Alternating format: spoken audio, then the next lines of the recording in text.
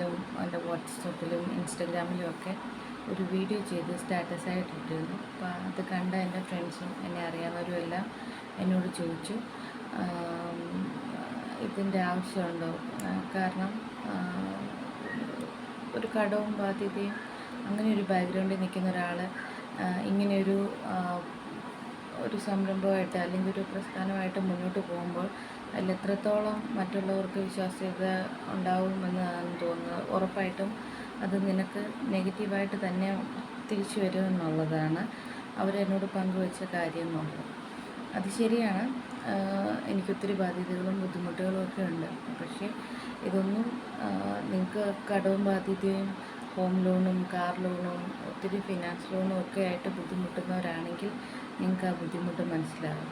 എന്താണെന്ന് വെച്ചാൽ ഇപ്പം പറയുന്ന നെഗറ്റീവിനേക്കാളും വലിയ സങ്കടങ്ങളായിരിക്കും. നിങ്ങൾക്ക് ഇപ്പോൾ നിങ്ങൾ നിൽക്കുന്ന സിറ്റുവേഷൻ എന്ന് പറഞ്ഞാൽ നിങ്ങൾക്ക് ആത്മാർത്ഥമായിട്ടൊരു സുഹൃത്തോ ഒരു ബന്ധുവോ അല്ലെങ്കിൽ അടുത്ത ഒരു നമ്മളെ അടുത്തറിയുന്നവരോ നമുക്കടുത്ത് സംസാരിക്കാൻ പറ്റുന്നവരുമായിട്ട് ഒരാൾ പോലും ഇപ്പോൾ നിങ്ങളുടെ കൂടെ കാണില്ല. അതിനൊക്കെ കാരണം ഈ കടബാധ്യത ഉണ്ടെന്നാണ്. എനിക്കൊത്തിരി ഫ്രണ്ട് സർക്കിളുള്ള ഒരാളായിരുന്നു ഞാൻ. എൻ്റെ സ്കൂൾ മുതൽ എൻ്റെ കോളേജ്, ഞാൻ ജോലി ചെയ്യുന്ന സ്ഥലങ്ങളിൽ എല്ലായിടത്തും കല്യാണം കഴിഞ്ഞതിന് ശേഷമാണ് ഇത്രയും ബാധ്യതകളും കാര്യങ്ങളും ഒക്കെ വന്നത്. അതിനുശേഷം ഒരാൾ പോലും ഇപ്പോൾ ഈ നാട്ടിലുള്ളവർക്കും എന്നെ അറിയാവുന്ന എല്ലാവർക്കും അറിയാം എനിക്ക് ഇങ്ങനെ ബുദ്ധിമുട്ടുകളുണ്ടെന്ന്. ഒരാൾ പോലും ഫോൺ എടുക്കുകയോ അല്ലെങ്കിൽ ഒരു 10 ദിവസം എന്നെ കാണാതിരുന്നാലോ എൻ്റെ ഒരു മെസ്സേജ് കാണാതിരുന്നാലോ എന്ത് പറ്റിയതാണെന്ന് പോലും അവർ ചോദിക്കത്തില്ല. കാരണം നമ്മളുമായിട്ട് കോണ്ടാക്റ്റ് വെച്ചാൽ അത് പൈസ ചോദിക്കാനാണോ എന്നുള്ളൊരു ബുദ്ധിമുട്ട് കൊണ്ടായിരിക്കും. എൻ്റെ റിലേറ്റീവ്സോ എൻ്റെ അടുത്ത റിലേറ്റീവ്സോ എൻ്റെ ഒരു ഫ്രണ്ട്സ് ഗ്യാങ് വരെ ഉണ്ടായിരുന്ന ഒരാളാണ് ഞാൻ. അങ്ങനെ ഒരാൾ പോലും കുറച്ച് നാൾ എന്നെ കാണാതിരുന്നിട്ടോ അല്ലെ എനിക്കിത്രയും ദുഃഖങ്ങളുണ്ടെന്ന് അറിഞ്ഞിട്ട് പോലും അവരൊരു നേരം നമ്മളെ വന്ന് കാണുകയോ അല്ലെങ്കിൽ ഒന്ന് ഫോൺ വിളിച്ച് നമ്മൾ ജീവനോടുണ്ടോ എന്ന് പോലും അന്വേഷിക്കാത്ത ഒരവസ്ഥ നിങ്ങൾക്ക് വരും. അതിനോളം വലിയ സങ്കടമൊന്നുമല്ല ഈ കേൾക്കുന്ന നെഗറ്റീവുകളെന്നാണ് എനിക്ക് തോന്നിയിട്ടുള്ളത്. അതുകൊണ്ട് ഞാൻ അവർക്കാർക്കും മറുപടി കൊടുത്തില്ല.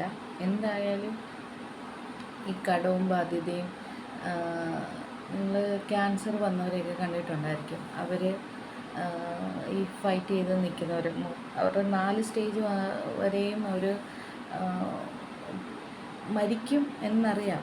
എങ്കിലും അവർ അതിനോട് ഫൈറ്റ് ചെയ്ത് അവരുടെ മരുന്നിനോട് റെസ്പോണ്ട് ചെയ്യാനായിട്ട് മാക്സിമം ഹാപ്പി ആയിട്ടിരിക്കാൻ ശ്രമിക്കാറുണ്ട്. അതുപോലെയാണ് ഈ സാമ്പത്തിക ബാധ്യത വന്നവർ. അവരെ നമുക്ക് അവർ ഫൈറ്റ് ചെയ്യുന്നുണ്ടായിരിക്കും, നിരന്തരം ജോലിക്ക് പോകുന്നുണ്ടായിരിക്കും, നന്നായിട്ട് ഹാർഡ് വർക്ക് ചെയ്യുന്നുണ്ടായിരിക്കും. അതിൻ്റെ കൂടെ കുഞ്ഞുങ്ങളുടെ കാര്യങ്ങളും എന്തെങ്കിലും അസുഖം വന്നാലും അതും എല്ലാം ചെയ്യാനായിട്ട് അവർ മാക്സിമം എഫേർട്ട് ഇടുന്നുണ്ടായിരിക്കും. പക്ഷെ അവരെക്കൊണ്ട് സാധിക്കുന്നില്ല. നമ്മുടെ കൂടെ ഉണ്ട് അവർ നമ്മുടെ ഒപ്പം ചിരിച്ചും വർത്തമാനം പറഞ്ഞും ഒക്കെ ഉണ്ട്. പക്ഷെ അവരും ക്യാൻസർ വരുന്ന ബാധിച്ച് അവരെന്തോരം ബുദ്ധിമുട്ടുന്നു അതുപോലെ തന്നെ സാമ്പത്തിക ബാധ്യതയെ നമ്മളെ ഇഞ്ചായിട്ട് കൊല്ലാണ്. അത് അനുഭവിക്കുന്നവർക്ക് മാത്രമേ ആ ഒരവസ്ഥ മനസ്സിലാവുകയുള്ളൂ. അതുകൊണ്ടാണ് ഞാൻ അത്രയും പെയിൻ അനുഭവിക്കുന്നതുകൊണ്ടാണ് എനിക്കിപ്പോൾ ഇത് അത്യാവശ്യമാണെന്ന് തോന്നിയത്. എനിക്ക് ഉറപ്പായിട്ടും എനിക്ക് പറയാൻ പറ്റും ഇത് കൂടുതലും സ്ത്രീകൾ തന്നെയായിരിക്കും. എന്താണെന്ന് വെച്ചാൽ കല്യാണം കഴിഞ്ഞ സ്ത്രീകൾ കുടുംബം നോക്കുന്നവർ, മീൻസ് സാമ്പത്തിക കാര്യങ്ങളൊക്കെ കൺട്രോൾ ചെയ്യുന്നവർക്ക് ഇത് പെട്ടെന്ന് മനസ്സിലാവും. എന്തെങ്കിലും ഒരു ആവശ്യം വന്നാൽ നമ്മൾ ഒരു ലോൺ എടുക്കും. അത് തീരാറാകുമ്പോൾ മിക്കവരും കരുതുന്ന ഇനി വേറൊരു ലോണിലേക്കോ ബാധ്യതകളിലേക്കോ ഞാൻ ഇനി പോയി ചാടില്ല എന്നുള്ളതായിരിക്കും. പക്ഷേ ഉറപ്പായിട്ടും നമുക്കപ്പോൾ ഒരു അത്യാവശ്യം വരും. നമ്മൾ വീണ്ടും സാമ്പത്തിക ബുദ്ധിമുട്ടിനകത്തോ അല്ലെങ്കിൽ ഒരു നീണ്ടകാല ലോണിലേക്കോ ആയിരിക്കും ചെന്ന് ചാടുന്നത്.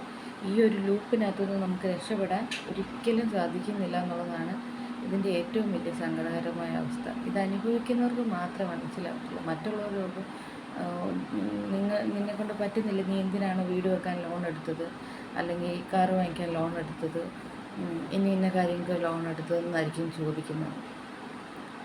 നമുക്ക് ഒരു വീട് അല്ലെങ്കിൽ നമ്മുടെ ഒരു അത്യാവശ്യം അല്ലെങ്കിൽ ഒരു ആഗ്രഹം സാധിക്കണമെന്നുള്ള ആഗ്രഹത്തിനല്ല നമ്മളെല്ലാവരും ജീവിച്ചിരിക്കുന്നത്. ചിലപ്പോൾ ആ വീട് വെച്ച് കഴിയുമ്പോഴായിരിക്കും നമുക്കൊരു തട്ടുകേട് പറ്റുന്നത്. നമ്മളൊരിക്കലും വിചാരിക്കാത്ത സാമ്പത്തിക ബുദ്ധിമുട്ടിലൊക്കെ, അല്ലെങ്കിൽ നമുക്ക് ജോലി നഷ്ടമായേക്കാം, അല്ലെങ്കിൽ നമുക്ക് വലിയ സിവിയറായിട്ടൊരു അസുഖം വന്നേക്കാം. ഇതൊക്കെ മൂലം നമുക്ക് ഈ ബാധ്യത അടച്ചു തീർക്കാൻ പറ്റാത്തൊരവസ്ഥയിലേക്ക് വരും.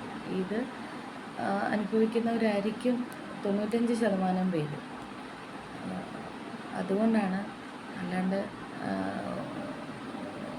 ശരിയാണ്, ഇപ്പോൾ ഒത്തിരി തട്ടിപ്പുകളും കാര്യങ്ങളൊക്കെ നടക്കുന്നതുകൊണ്ട് നമുക്കത് അങ്ങനെ ചിന്തിക്കുന്നവരെയും തെറ്റ് പറയാനൊന്നും പറ്റത്തില്ല. എൻ്റെ ഭാഗം ക്ലിയർ ആക്കണമെന്ന് എനിക്ക് തോന്നി.